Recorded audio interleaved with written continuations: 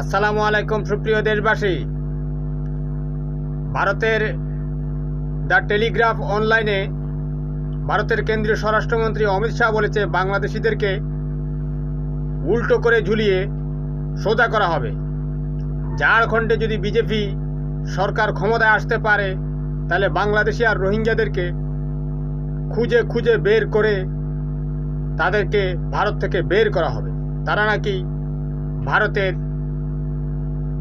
সম্পদ দখল করছে, বাংলাদেশি আর রোহিঙ্গারা।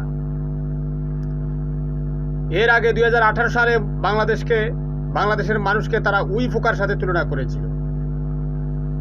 মোদিও ঝাড়খণ্ড তাদের নির্বাচনী প্রচারণায় বাংলাদেশিদেরকে খুঁজে খুঁজে আর রোহিঙ্গাদেরকে খুঁজে খুঁজে বের করার নির্দেশ দিয়েছিল। আসলে এরা ভারতে সাম্প্রদায়িক রাজনীতি করে। মুসলমানদেরকে যত ঘৃণা করা যায়, অত্যাচার করা যায়, ততই এদের ভোট বাড়ে।